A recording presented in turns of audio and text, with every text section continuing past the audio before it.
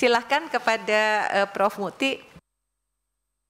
Terima kasih. Ini mengikuti jenjang pendidikan dari SD dulu yang mulai. Baik, saya ada pantun. Buah rambutan, buah alpukat, mengandung gizi dan berkhasiat. Para anggota Dewan yang terhormat, terima kasih telah memberi nasihat. Biar nggak kalah sama Pak Iqbal. Saya ingin menyampaikan 3 hal saja secara singkat, mengulas beberapa tadi yang disampaikan oleh Bapak Ibu anggota Dewan yang terhormat. Yang pertama, bahwa sekarang ini kami belum mengambil kebijakan terkait dengan ujian nasional, PPDB, Merdeka Belajar, dan lain-lain yang beredar di media sosial itu. Karena itu bukan pernyataan kami, itu aspirasi masyarakat. Tapi yang sudah kami anggarkan, sudah ada hisabnya, tinggal nunggu sidang isbatnya. Itu soal kesejahteraan guru. Tapi jumlahnya nanti ditunggu saja karena sidang isbatnya belum dilaksanakan. Insya Allah kalau didukung oleh kawan-kawan bapak-bapak, ibu-ibu anggota Dewan yang terhormat, yang tadi disebutkan angkanya itu dan juga kesejahteraan untuk guru ASN dan non-ASN dalam anggaran kami tahun 2025 insya Allah sudah ada di dalamnya dan mudah-mudahan bisa kami sampaikan dalam waktu yang sesingkat-singkatnya. Yang kedua, terkait dengan masukan-masukan yang tadi sudah disampaikan, kami menyampaikan terima kasih, termasuk juga beberapa hal yang berkaitan dengan bahasa Indonesia dan bagaimana mengambil kebijakan, tapi prinsipnya kami ingin mengambil prinsip yang moderat terkait dengan kebijakan pendidikan itu juga yang saya sampaikan di hadapan Mas Nadiem pada saat serah terima, ada Prof. Satrio juga dan juga ada Bang Fadli. Saya pakai kaidah yang juga sangat populer, al-muhafadzah alal qadimis sholih wal akhdhu bil jadidil aslah. Saya kira yang NU tidak perlu saya jelaskan, yang Muhammadiyah saja paham apalagi yang NU, kira-kira begitu.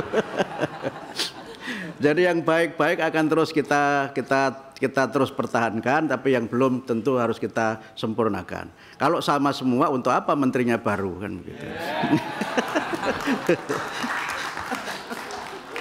Kemudian yang ketiga, beberapa kendala menyangkut kebijakan memang menuntut perubahan regulasi. Misalnya soal guru P3K, memang itu ada beberapa regulasi yang harus kita sinkronkan. Tadi terima kasih Pak terkait dengan Undang-Undang ASN, kemudian Undang-Undang Otonomi Daerah, dan beberapa undang-undang lain yang membuat kita ini kesulitan untuk menempatkan guru di tempat-tempat yang memang sangat diperlukan. Izin kalau saya boleh menyampaikan, rasio guru murid kita sebenarnya sekarang sudah ideal. Sudah ideal. Problem kita adalah distribusi guru dan itu menjadi salah satu kesulitan tersendiri karena memang kami masih ada perdebatan mengenai rujukan undang-undangnya antara mengikuti undang-undang ASN atau undang-undang guru dosen atau undang-undang sistem pendidikan nasional. Kami akan mengundang pada tanggal 11 nanti, insya Allah hari Senin, itu mengundang para kepala dinas seluruh Indonesia untuk memberi masukan kepada kami terkait dengan P3K, terkait dengan zonasi, dan kami juga mengundang anggota Dewan yang terhormat, Komisi 10, mudah-mudahan juga ada yang nanti ikut hadir di acara kami. Cuma mohon maaf, acaranya di Jakarta, jadi berlaku untuk dapil yang dari Jakarta. Untuk kunjungan ke daerah, Ibu Anita, insya Allah kami akan sering-sering bersama-sama dengan DPR. Insya Allah kalau sering bersama DPR, minimal soal jaminan anggaran akan lebih aman. Kami sudah bersama dengan Ibu Hetifah waktu meluncurkan Bulan Guru Nasional, dan mudah-mudahan insya Allah Bu, Ibu dari NTT, kami sekarang sudah memantau pendidikan yang ada di daerah yang sekarang terdampak oleh letusan gunung Lewatobi. Insya Allah nanti kami akan ke sana Bu, melihat langsung sekolah-sekolah yang terdampak oleh musibah gunung Lewatobi laki-laki ini. Mungkin ada perempuannya ya, saya nggak tahu. Insya Allah nanti pada waktunya kami akan ke sana, dan kalau Ibu berkenan nanti kita akan bersama-sama ke dapil Ibu. Tentu dengan kunjungan bersama ini nanti kita bisa memetakan dan merencanakan apa yang bisa kita lakukan untuk memberikan bantuan bagi masyarakat. semangat kami, Pak, Bapak-bapak, Ibu-ibu sekalian terkait dengan paradigma di Kementerian Pendidikan Dasar Menengah, kami punya semangat yang kami sebut dengan menjadikan Kementerian Pendidikan Dasar dan Menengah itu sebagai rumah pendidikan dan layanan publik yang ramah. Kalau boleh tadi juga ada singkatan, ramah itu adalah akronim dari responsif, kemudian akuntabel, melayani, adaptif, dan harmonis.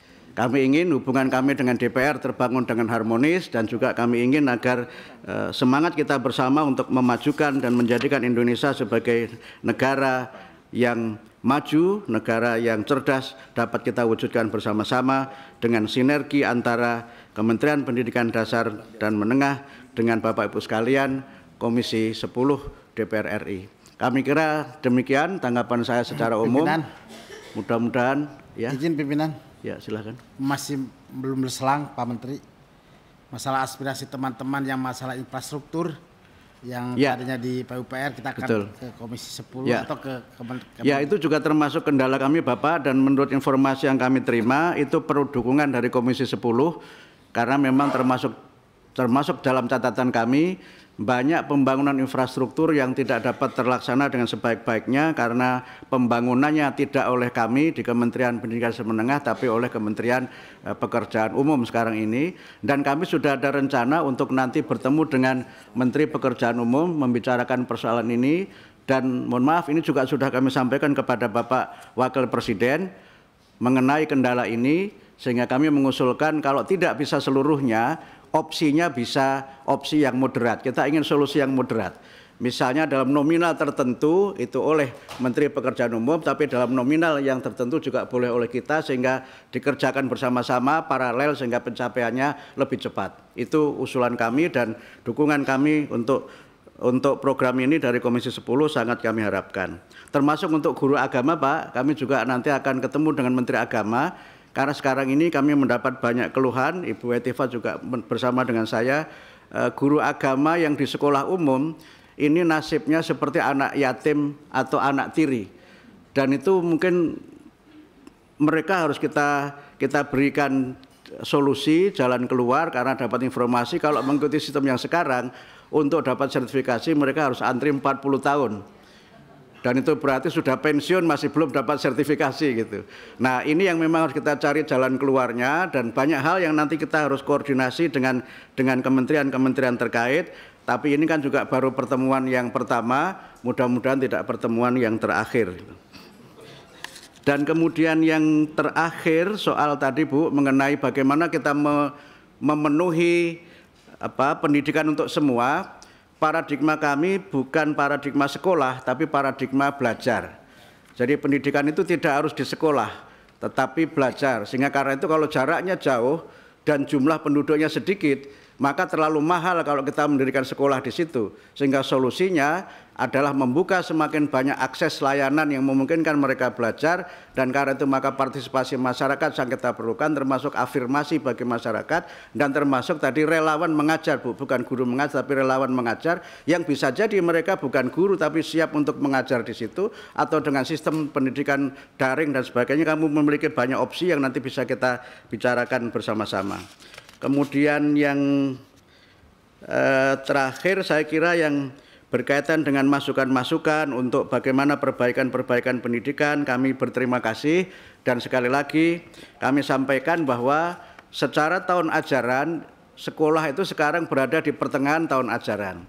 Tidak mungkin kita melakukan perubahan kurikulum di tengah tahun ajaran, atau perubahan atau penyempurnaan di tengah ajaran juga tidak mungkin, sehingga karena itu kami masih punya waktu beberapa bulan ini untuk nanti melakukan pengkajian-pengkajian, menyerap aspirasi, sehingga pada tahun ajaran baru mudah-mudahan nanti bisa ada kebijakan yang bisa kita ambil yang terbaik untuk memajukan pendidikan nasional kita.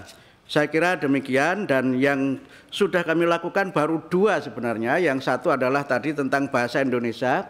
Pada saat bulan bahasa kami mencanangkan apa yang kami sebut sekali lagi kedaulatan bahasa Indonesia, di mana kita mendorong untuk bangsa Indonesia ini bangga, kemudian mahir dan maju dengan bahasa Indonesia.